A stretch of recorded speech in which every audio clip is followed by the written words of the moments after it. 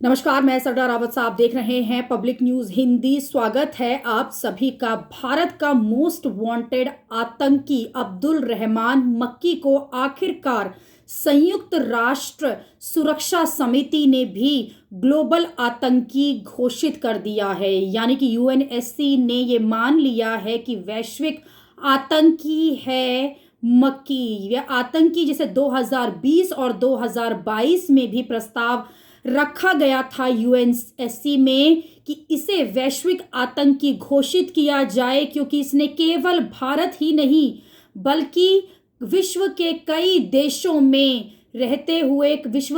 देशों में लश्कर तैयबा में रहते हुए आतंकी घटनाएं की हैं। और ऐसे में इसे एक ग्लोबल आतंकी टेररिस्ट घोषित किया जाना चाहिए। लेकिन आप सुनकर चौंक जाएंगे, हर बार ये प्रस्ताव पारित नहीं हो पाता था। और पिछले 2 बार ये प्रस्ताव इसलिए पारित नहीं हो पाया क्योंकि चीन अड़ंगा डाल देता था। लेकिन 16 जनवरी 2023 को ऐसा क्या हुआ कि इस अब्दुल रहमान मक्की को, जिसने भारत में लाल किला 26/11 जैसे कई आतंकी हमले किए हैं, उन आतंकी हमलों का मास्टरमाइंड रहा है और लंबे समय से भारत सरकार ने इसे आतंकवादी घोषित किया हुआ था, भारत की तरफ से मोस्ट वांटेड आतंकी घोषित किया हुआ था, उसे आखिरकार यूएनएससी ने अब कैसे ग्लोबल आतंकी घोषित किया। आपको बताएं कि कई प्रतिबंधित बिजनेस कर रहा है, कई प्रतिबंधित संगठनों के साथ मिलकर टेररिस्ट ऑर्गेनाइजेशंस को ये फंड कर रहा था। साथ ही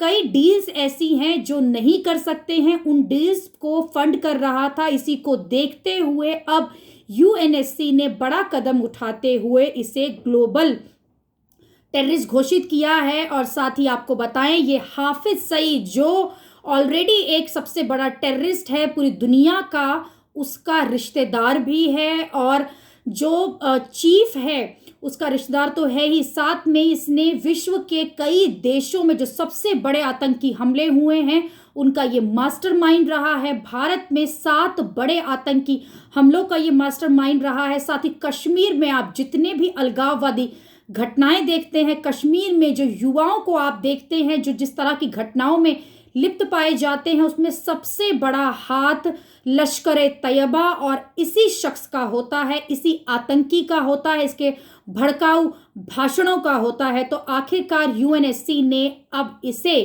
अब्दुल रहमान मक्की को ग्लोबल टेररिस्ट घोषित कर दिया है। भारत के लिए ये बड़ी बात है क्योंकि भारत लगातार इसके नाम पर ये घोषित कर रहा था, लगातार इसके नाम पर कोशिश कर रहा था कि इसे ग्लोबल टेररिस्ट घोषित किया जाए। अभी के लिए इतना ही। अगली खबर में आपसे फिर होगी मुलाकात। देश और दुनिया की खबरों के लिए आप देखते रहिए पब्लिक न्यूज हिंदी। धन्यवाद।